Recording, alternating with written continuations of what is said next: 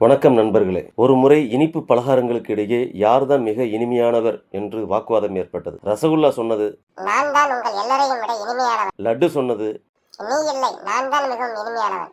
இதை கேட்ட ஜிலேபி சொன்னது, இல்லை இல்லை, உங்களை விட நான் தான் இனிப்பு அதிகம். இதுக்குள் ஓடிக்கொண்டிருக்கும் அந்த பாகு சர்க்கரை நீர் என்னை இன்னும் இனிமையா. அதற்கு இமர்தி சொன்னது, நீ எவ்வளவுதான் பாகை சொட்டினாலும் உண்மையான இனிப்பு நான் தான். இவற்றை கேட்ட லட்டு சும்மா இருக்கவில்லை. லட்டு சொன்னது, நான் கடவுளுக்கு பிடித்தவன்.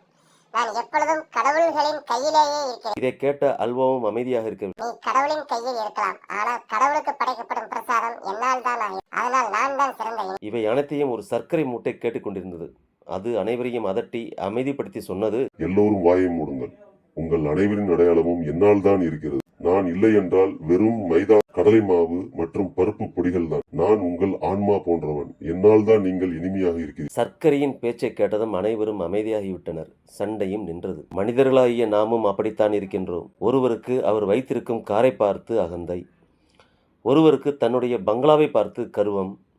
சிலர் நிலப்புலங்களை கண்டு பெருமைப்படுகிறார்கள். சிலர் தங்கள் குடும்ப பாரம்பரியத்தை பற்றி பேசிக்கொண்டே இருக்கிறார்கள். ஒவ்வொருவரும் மற்றவரை இப்படி அடக்க நினைக்கிறார்கள்.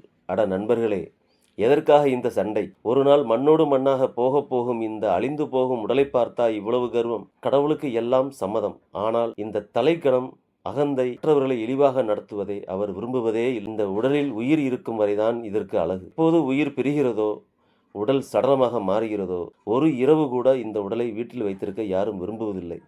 ஒரு நாள் நாம் இங்கிருந்து கிளம்பி விடுவோம். பிறகு நமது காரியங்களை கூட மற்றவர்கள் தான் முடிவு செய்வார்கள். நாம் மண்ணில் மறைந்து விடுவோம், உணர்வதே இல்லை. இருப்பினும் வாழ்நாள் முழுவதும் இந்த உடலை அலங்கரிப்பதையும், கர்வத்தை குறைத்து கொள்ளாமல் இருப்பதையும், மற்றவர்களுக்கு உதவ நினைக்காமல் இருப்பதையும் நாம் விடுவதே இல்லை. இறுதியாக ஒரு ஆழமான கருத்தை கேளுங்கள். உடலுக்கும் ஆன்மாவுக்கும் என்ன ஒரு விசித்திரமான உறவு! வாழ்நாள் முழுவதும் ஒன்றாகவே இருக்கின்றன. ஆனால் ஒன்றையொன்று முழுமையாக புரிந்து கொள்ளாமல் ஒன்றை விட்டு ஒன்று பிரிந்து விடுகிறது. ஏனென்று தான் தெரியவில்லை.